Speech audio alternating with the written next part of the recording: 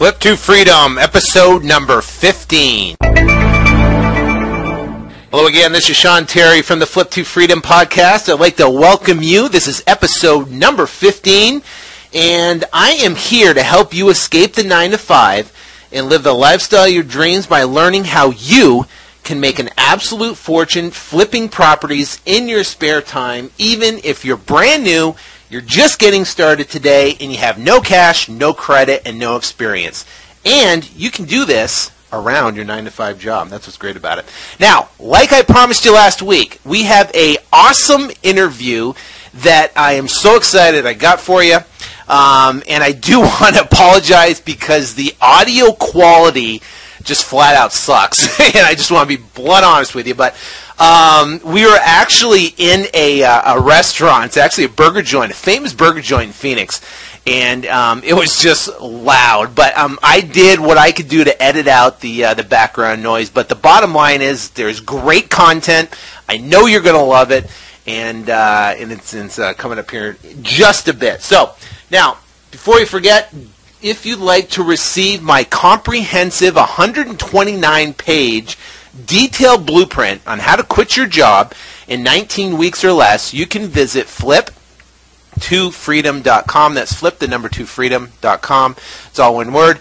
And on the front page, you'll see a video of me, and there'll be a place where you can enter your email address, and I will email you a link to this report. So I can tell you we've had, I don't know how many, tons of people just download this report, and it's just been the response on Twitter and everything has just been awesome. So I'm excited about that. Also, I want to say a thank you too as well, because I was recently the podcast that you're listening to was recently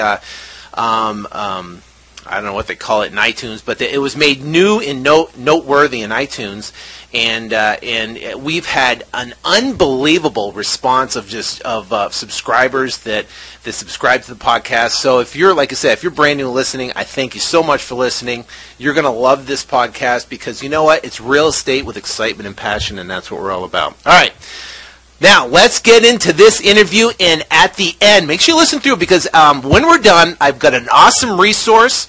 It's a gentleman I'd love to introduce you to. Now, this is after the interview, and I'm going to give you some great information, his blog, about his book, and this guy is awesome. I mean, he's taken his business from tens of millions to 60, 70, $100 million, and he's done it by his passion. And that's what we're all about here today. So, all right. Now we're going to get into it. We're going to talk to Robin Parmar, and he is one of the most predominant cash buyers in Phoenix, Arizona. He's bought at least 6 to 8 properties from us, and he's going to tell you exactly why he buys what he buys, his perspective on the market, on the real estate market, and also, too, he's going to tell us what his strategies are, what his criteria is. I mean, this is a sick interview. You're going to love it. Now, just give me a break on the sound. All right? All right, I'll see you on the next slide.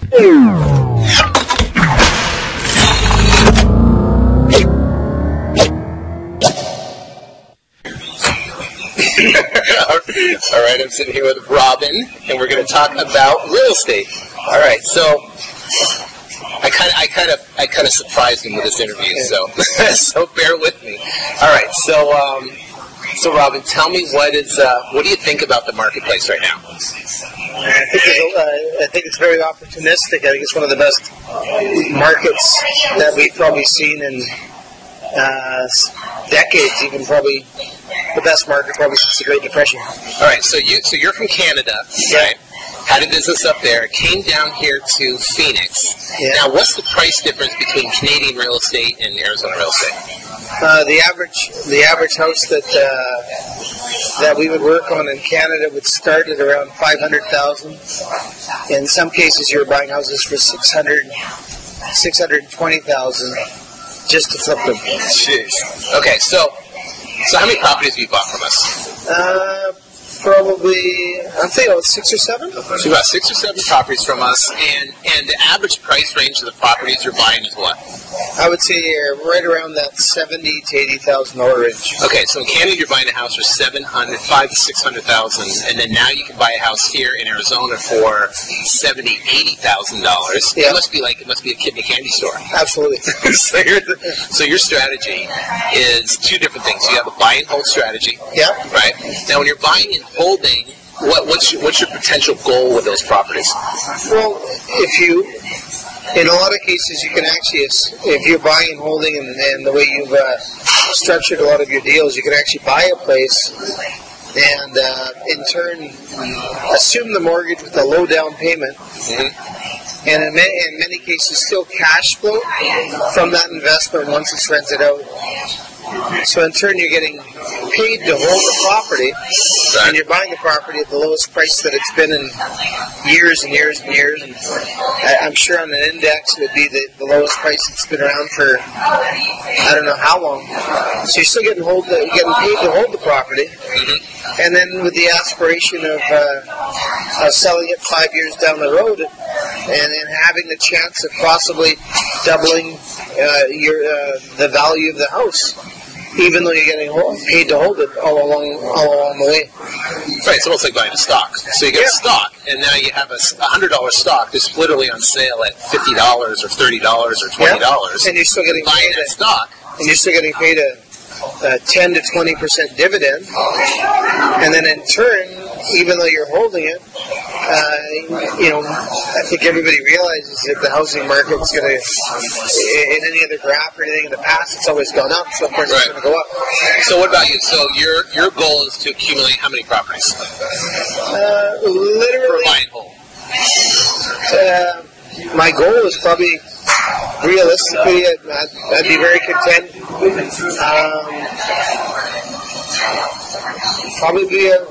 Probably 100 properties. Right, so you pick up 100 properties theoretically, and now you have 100 properties. Conservative say 50, but so you have 50 properties. Now 50 properties you accumulate now. Let's say they're at 30, 40%, 50% off value. Yeah. And then in 5-6 years from now, I mean, those values could double, even 10 years from now, but you're getting cash flow at the time right now. Absolutely. On these properties, so it pretty much offset any expenditure costs. And then down the road, when you have these properties, I mean, you'll make a fortune. See, as I try to tell people is that, people in 1991, 92, and 93, 94, they bought up distressed real estate, and then they turned around and sold it in 2003, 2004, 2005, and they made an absolute fortune because of the properties they bought and hold. And it's funny because, I deal with a lot of cash buyers, and they have the exact same mindset that you do, is they want to accumulate as many properties as they can now, just because now is the time, to do it. Now, you also do a fix and flip, right? Yes. Okay. And then, now from, because a lot of these people that are listening right now they're going to be looking to flip to someone like you, right, as a cash buyer. Right? Yeah. They want to sell to you. What triggers, what is the thing that makes you say, okay, I want this property? As far as me buying it to flip it? Yeah, Let's say buy and hold first. So what from a buy and hold basis, what does it say, okay, I want this property?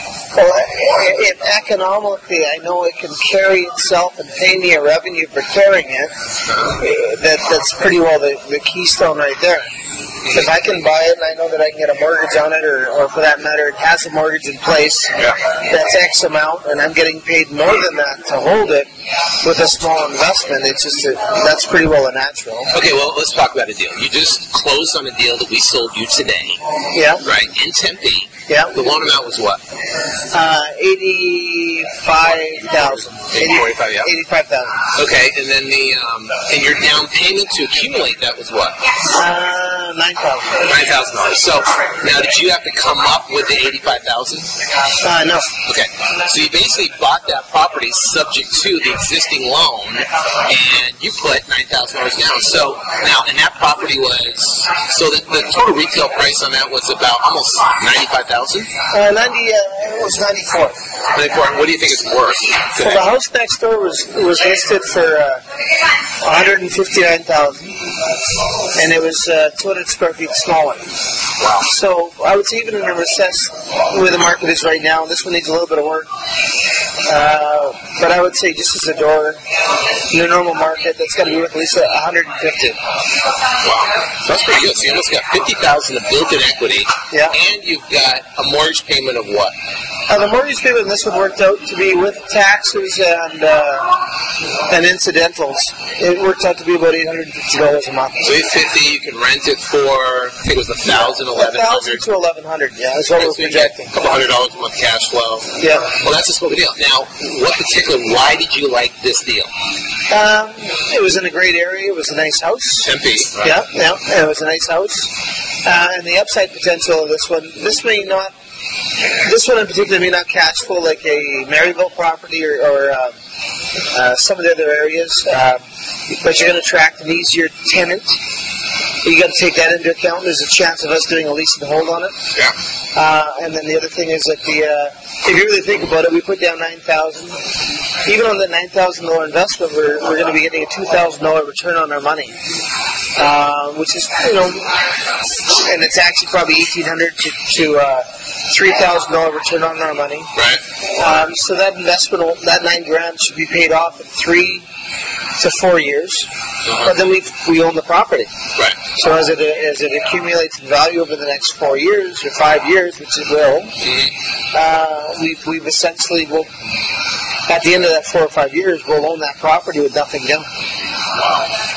That's awesome. Now let's talk about fix and flip. Yeah. What makes you go, okay, I want this property for fix and flip? I guess it's my own system as I look at what I feel it would retail at. I times it by 0.65 to 0.68. Subtract my costs of renovation. And that's where I come up with the purchase price. So as long as I don't have those margins, then I'm happy with the project. Yeah. So the property we sold you on in Canto, that one fits the mold probably perfectly, right? Because so that one, what do you think it retails out at? That's going to retail between $300 to $329. Yeah, and I cannot wait to see this house when it's done. It's going to be awesome. So $329. Your purchase price from us was what? $140. So $140. So there's almost. How much equity is that? That's you had a lot. How much work you put into it? That one, there we have a budget that'll go between $50,000 to $55,000. So, we'll be into it from between $190 to $195. So then they'll set the profile. That'll actually, I feel, it'll be a good one. Then if our target price range, if we get that $329, we're probably looking at a 40 or 42% margin. Wow. But if we have to go down to that $299, we're still sitting within that, well within that parameter, that 65. Yeah, exactly. Wow.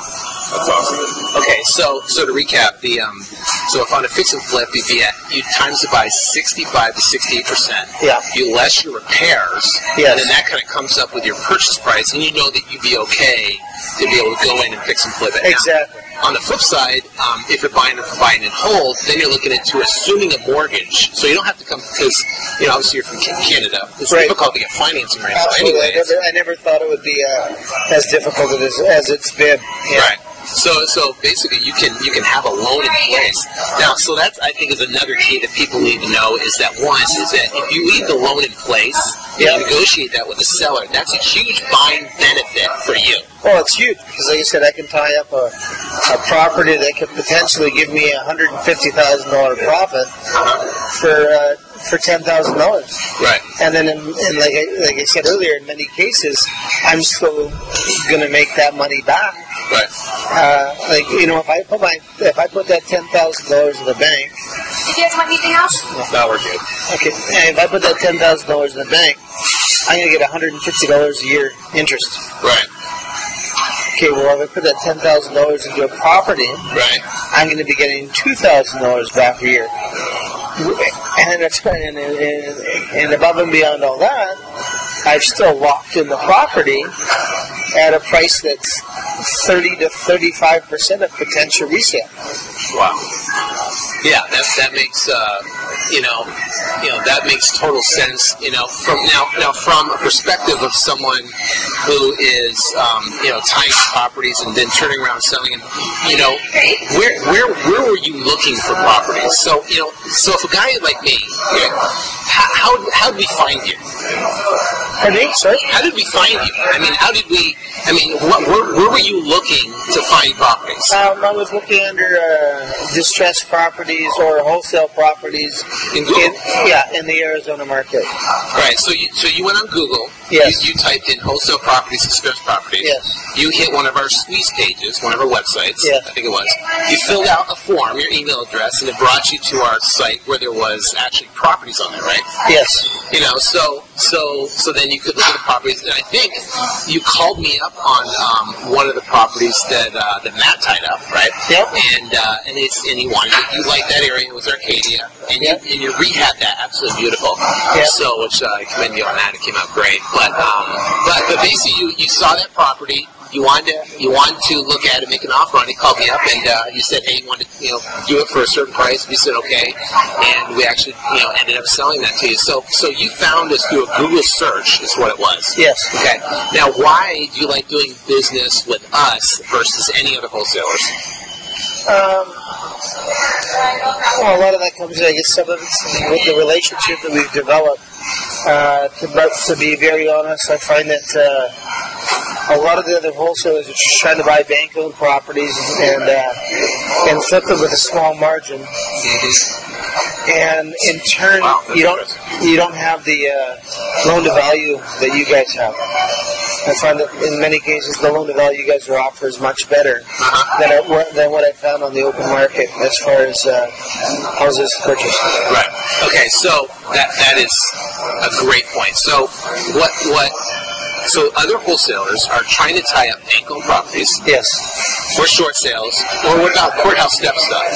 Yeah, exactly. And then they're trying to flip them to you. Yeah, and then the other thing that's and even if you're trying to, well, yeah, exactly. And in many cases, you're just buying a whack of them, putting their margins in them without doing a lot of research on the area or even caring for that matter.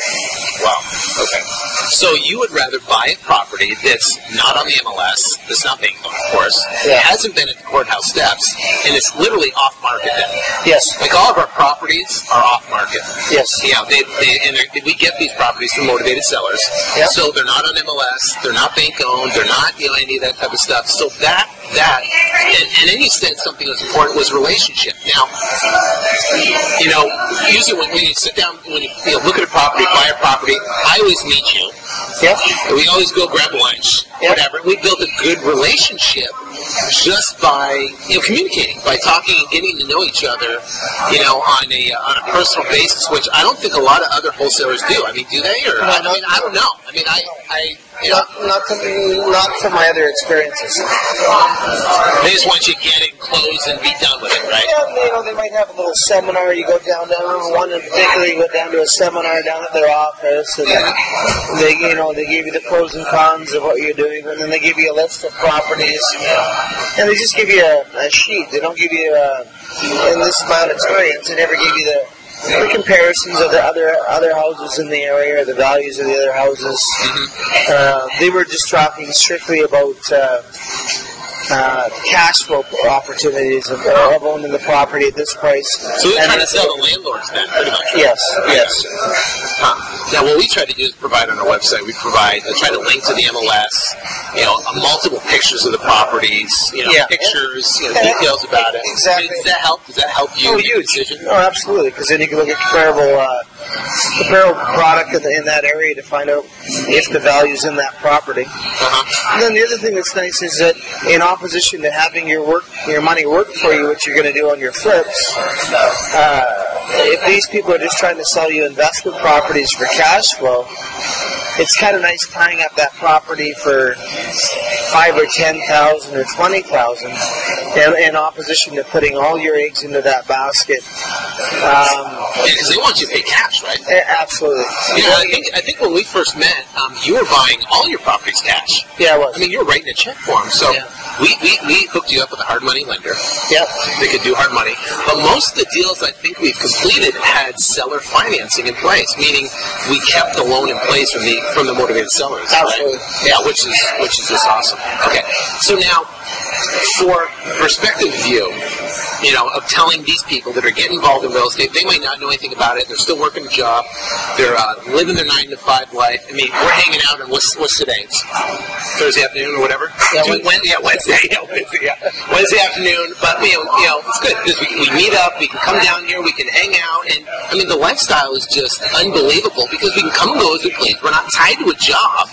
We can go, look at properties. We can hang out with people we like to hang out with. What would you tell these people? Do you think it'd be a mistake for them not to get involved in real estate? Yeah, absolutely. I guess part of the reason that I moved to in this area,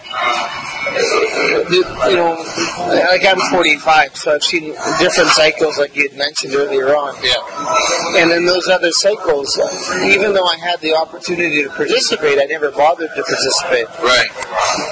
And in turn, I could have had my freedom a lot earlier than I do now. Right. Because I've seen situations where you could have bought distressed properties, and if I would have bought them back then and waited a couple of years and not gotten too greedy and sold them off, I would be a lot farther ahead than I am today. Right. Which you're doing pretty good. You're doing great. But obviously everybody has goals. Everyone has wives that demand a lot of us. Yeah, exactly. So everybody wants more out of life, but the bottom line becomes is that and we're all on our own path to accomplish that. So, but the good thing about this is, and thank you very much for doing this interview, is giving the perspective to someone that's brand new, that's sitting in a job that doesn't know a lot about real estate. Yep. They can say, from the inside the mind of a cash buyer, your perspective. You've been successful. You've run a business. You've your lumber business up there, and you sold it. And now you're taking your money and you're looking at it, and going, "Hey, we are at one of the best real estate opportunities in our time in history. We'll probably not see that again." I mean, I'm 40, you're 45, the market will only come up from there, and now it's time to take advantage of that and see there are people out there that are like Robin who want to find properties, but they're just looking for people to help tee them up to you, right? I mean, tee up properties to you, so. I'm looking at this as actually as a I guess you could call it a freedom plan to, with the buy and hold properties as well, just with the cash flow rates. You could also honestly look at residual income for myself and then also my 3 kids down the road. Where if we plan, you play this out properly, and you could probably never have to work again after X amount of properties. Yeah, and still have a decent lifestyle. Yeah, I was talking to another cash buyer that we deal with, and and he has bought just cash. I mean, he buys the $20,000, $30,000, $40,000 properties. Yeah. He puts a little bit of work into them, puts a tenant in there, cash flows him a couple $100 a month. I mean, he owns them free and clear, so he just cash flows them. And he's got 100 of these things. Unbelievable. And what he did is he did the same thing in 1992. Yeah. He bought, I think it was like 200 properties. He sold them all in 2005 and made millions of dollars. He looks at it again going, hey, I was just waiting for this market to happen again. And now we're sitting here right here to take advantage of the opportunity. Absolutely. So I want to wrap it up. Thanks. I know you're busy. I got to go. You got to go. You got to go to the airport there. And I just want to thank you for your time. Greatly appreciate it. It's been an absolute pleasure to get to know you during this process. And I know these people here listening to this will value this interview and your perspective on the market from inside the mind of a cash buyer. No, thanks for all your help and your support and all the good deals that you've given us. Yeah. Now, do you have any other advice for someone like myself or someone like here that's gonna offer properties? Do you have anything you could give them for advice that they can take away from? As far as like I said, just just, the formula that you seem to have has worked out excellent. And I'd be very surprised if that would be within the parameters of most cash buyers or people that are looking to invest. And like I said, the way you've set it up, you can have so many houses and you just get a good deal on as far as just buying them cash, and you can cash flow like crazy. Or in the other case, if you're like right now, I'm in between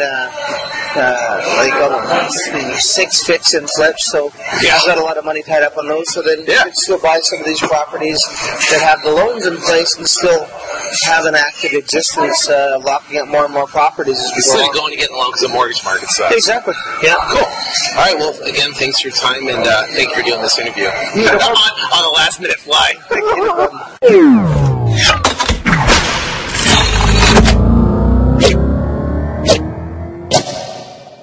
All right, that was an awesome interview, wasn't it? I'm so grateful for Robin. Thank you very much, Robin, for doing an interview with me on the fly in the middle of lunch. All right, so I promised you a great resource that you will love, and the person I want to introduce you to is Gary Vaynerchuk, and he wrote a book called Crush It, and I'll put a link in the show notes to him. His book is awesome, and he and his family owns a wine distributor in New York, and he is literally, through the internet and through his passion and through doing these unbelievable videos about wine, has exploded, his business, doing $60, $100 million a year. Now, what I like about Gary is that the guy just tells it like it is. He's real. And he has a passion about what he does, and that's one thing. I mean, whether it be real estate, whether it be something you do on the internet, whether it be whatever. The great thing about real estate is that you can use this for a vehicle to get where you want to go. So let's say you're working a job, working 9 to 5, and now you start flipping properties on the side, and you make more money flipping properties than you do on your job, and you get confident in doing that, and you decide to quit. You get 1 year's worth of your income in the bank as fast as possible, and you say, you know what? You talk to your wife, you talk to your kids, and say, I'm comfortable quitting my job because I have 1 year's worth of income in the bank, number one, and number two, I am confident that I can continue getting deals. Well, that's the first step. That's the first platform. Just flipping properties. That's not the end-all, be-all. What happens is you can start going out and say, listen, you're going to come across some unbelievable deals that you might want to keep in your portfolio. Now you can flip properties for cash, but also, too, you can build a large portfolio of rental properties that are bringing cash flow in. And that is the ticket. So you have a large portfolio of properties. They're all bringing cash flow in. And then you say, you know what? Well, what do I really want to do? And it might be real estate. I don't know. I love real estate. And I'm liking this podcast thing and, teaching people about real estate. I really love to do that. That's exciting. So you can find what your passion is when you have the free time to do what you want to do. So now let me ask you this quick question. Let's say I give you a credit card, and in this credit card was a limitless amount of cash. You couldn't spend the amount of cash. I mean, money was not an object ever again. Money was nothing. I mean, you had everything was taken care of, and you basically had this credit card that can't be taken away from you. The balance would never go away. There is no balance on it, and you could use it anywhere you wanted to go, and there was a limitless amount of money on it. Well, if you had that, what would be the first thing you would do? Well, maybe pay off your house, pay off your cars, get out of debt, probably quit your job, right? Because you knew it would, and you knew for 100% confident that card was not going to go anywhere, and you weren't going to lose it, and it was a limitless amount of money. You'd be like, why work? Unless you love what you do, but why work? Right? So you pay off your house, pay off your cars, do whatever, pay off the debt. Well, you probably, pay off your parents' house or buy your parents a new house. You maybe buy a new car for yourself, maybe buy a new house for yourself. Do something, buy new car for the kid, for your wife. Do the things that you want to do, if money was never an object. So what happens is you accumulate all the stuff. So you get your house paid off, maybe you get another house, then you get another car, then you pay off, that, and maybe you say, hey, I want to have a house up in the mountains. I want to have with pine trees all around. I want to have a deck that overlooks the, the forest, and I just want to go up there and I just want to relax. And then you go, well, I want a house too that's going to be on the ocean, that's overlooking the ocean. It doesn't matter if $20 million, $10 million, $5 million, whatever your mind can stretch to, it doesn't matter because you have a card that can pretty much pay for anything. It doesn't matter. So you buy whatever you want to buy, and you have this kicking house right on the ocean, overlooking, the sunset, the beach, and it's just beautiful. It's awesome. Okay? Now, you've done all that. You don't have any debts. You're nothing. You bought it. You did all your stuff. You bought all your stuff. Now what would you do? Okay? Let's say, for an example, it's 2 years down the road. You've taken care of your family. You've taken care of your kids. You've taken care of all your wants, needs, and desires you've ever could even dream of. And now you're sitting in your beach house in your favorite chair overlooking the ocean on a Wednesday afternoon at 2 o'clock. You still have the card. There's a limitless amount of money. And you're just sitting there. The breeze is coming in off, and you're just going, wow, this is great. But you know what? What are you going to do with your time? It's going to get pretty boring. Yeah, you have the house and you have all, and you can have all the toys. You got boats and you got jet skis and you got airplanes and you got whatever you want. But what's it going to be? What is really going to make a difference? What do you want to do? I guess that's the point. If money wasn't an object, what would you do with your time after you get all this stuff out of the way? I sat down and thought about that real hard. And I think for me is that helping people. Think about it. You got everything done. What would you want to do? Maybe donate to a charity. Maybe help a charity. Maybe help other people achieve success that they think is success. I don't know. But, it's just something to chew on and something to think about. So, in the next podcast coming up next week, I got an awesome case study for you. I'm working with a student right now, and they just signed their first deal today. Not signed it, closed on it today. And they're getting their check tomorrow. And I'm going to do a video and an audio podcast. And it's going to expose pretty much everything that they did to get their first deal under their belt. And it's going to be awesome. So make sure you subscribe to iTunes, whatever. Subscribe to the blog, whatever you want to do. But you do not want to miss this podcast because we're going to reveal exactly how they went out and got their very, very first deal without knowing anything about real estate, working around their job. All right? Till next time, next week, take care and God bless. And I wish you ultimate success in your real estate investing career.